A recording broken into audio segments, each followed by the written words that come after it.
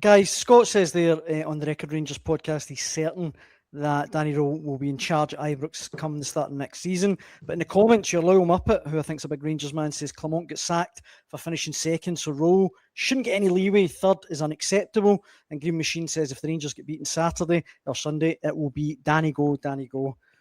Is that where we are already with Danny Rohl? That he's, if he goes out on Sunday, he's under very severe pressure?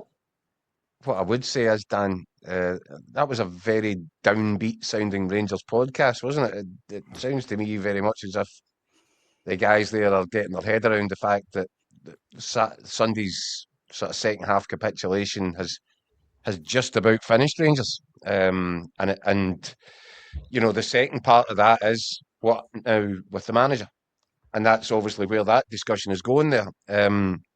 I suspect Scott's right. I suspect that something fairly calamitous will have to happen now in order for Danny Rohl not to get another crack at it. I think that Andrew Kavanagh is backing him. I think that they've been impressed by him. I think they have seen a sort of material improvement in the performance level, and the recruitment team looks stronger than it was. Yep, but it keeps coming back to that thing. It keeps coming back to the Logan Roy test, doesn't it? You've got to be a killer. You have to be a killer. Do Rangers have that? I'm not sure that they do. Is Danny Rohl that man? I'm not sure that he is either, And I wonder, because we're kind of getting involved here in potential situations. I wonder what the Rangers fans' reaction is at the end of this season if Derek McInnes is the man that's left holding the trophy, and if Danny Rohl was facing a third or even a fourth place finish. Wonder how the Rangers fans feel about that, because there has been a sort of resistance to the whole Derek McInnes idea. Would they all of a sudden say, right, go and get him, and demand that Rangers just go and take Derek McInnes for Tynecastle? Would Derek McInnes want to leave Tynecastle? There's all sort of imponderables here, but I don't know. Just the Rangers support, maybe because they got a feeling that they were involved, and they are still involved. Let's get it right. They are still involved in this title race. They are there. But they can't continue to drop points as regularly as they are doing if they have any chance. At what point, in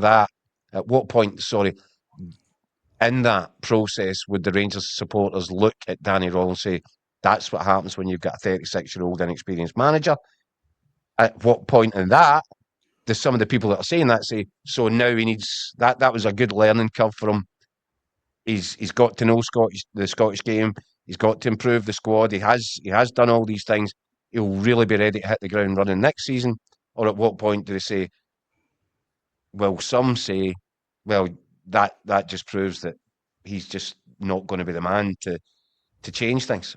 So therefore, there's a requirement for Rangers to go and find a man with a recent track record of giving his club exactly what the Rangers fans think and expect they should be getting.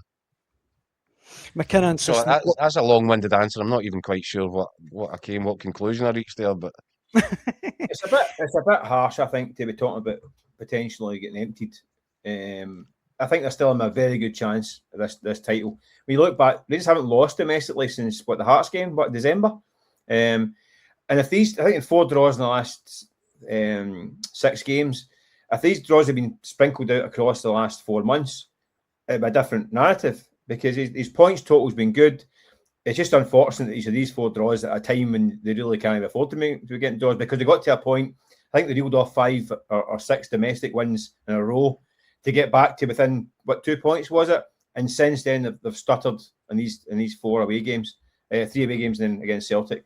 So it's an unfortunate time. That also means they're not losing.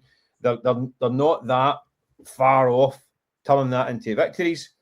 So I think there's been enough positive signs under Rohl to suggest that he's got something about him. I think there has been mistakes. I think the boys touched on it in the podcast that I don't think he handled it particularly great on Sunday.